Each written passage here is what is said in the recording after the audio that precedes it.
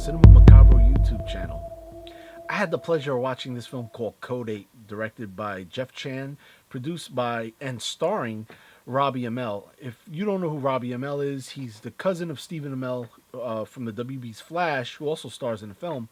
But he also did this, acted in this film called ARQ or ARC, which is a pretty good time travel film that was made for Netflix, along with The Babysitter, which is another great film that I'm going to do a review of. And it's directed by Jeff Chan, and I think this is his directorial debut when it comes to a full-length feature.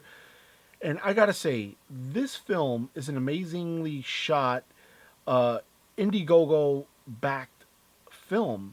This film overshot his initial goal, which was $1 million. They actually got $1,780,000 to make this film. And I gotta say that this film does not look like an ultra low budget, but it looks the opposite. It actually looks maybe 5 times the budget. And if you like films like Chronicle, where it's people with superpowers grounded in reality, and it's, I would say, heroes, but not really.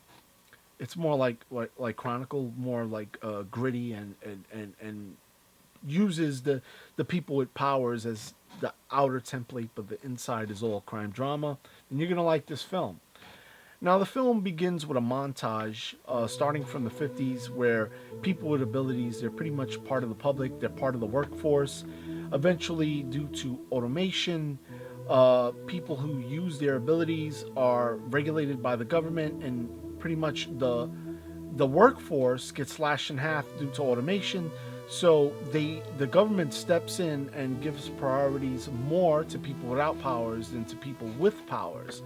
Eventually, the laws become draconian to them because crime associated with people with abilities, and the police state all over, but more for people with abilities. They become pretty much an allegory to undocumented workers in the story. So the film has like a good social commentary of what's going on now, but in the near future. But it's not too preachy. So it begins with how they tell the history of people with abilities in this really good montage. And then we're introduced to Connor, played by Robbie Amell. Connor is this young man who lives with his mother. He takes care of his mother, and his mother's losing the power to control her abilities. So picture Iceman not being able to control his power and getting frostbitten all the time. So it's a pretty good idea, living in this People with Abilities Registration Act, sort of like the Mutant Registration Act of like the 80s X-Men, which is pretty much a homage in this film. The whole thing's an homage. So Connor tends to get work off the books like an undocumented worker. He solicits his abilities as someone who can control electricity at a second level to various people who offer work, and he often sometimes even gets subjected to people who are bigots based on his power. Eventually he meets Garrett, a man played by Stephen Amell, who plays Garrett, who pretty much is interested in Connor's powers and needs him for a job. Eventually, going against a warning that he might be part of the criminal underground. The job he takes him to with other people with abilities is a criminal job. Basically, he has to rob a chemical that is used to create a narcotic that is the staple of the story on why they target people with powers, because the narcotic sale, a lot of people with abilities are in that drug scene.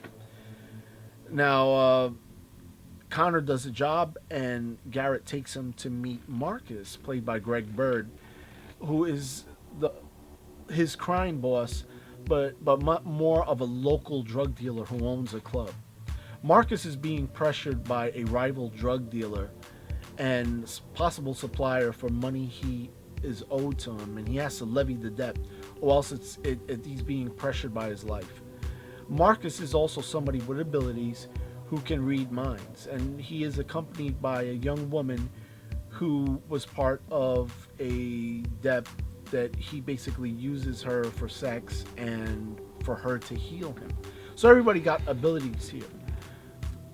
Connor's mother gets a lot worse, and with her like not being able to control her abilities, he goes to Garrett again for more work. And Garrett takes him under his wing, and he meets Marcus, and Marcus is okay with him.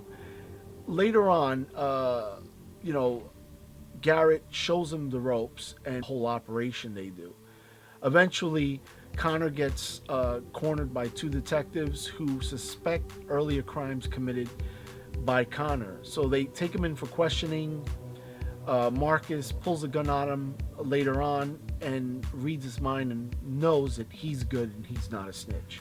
So pretty much Connor becomes, part of that criminal enterprise of drugs and whatever Marcus wants from him, under the guide of Garrett.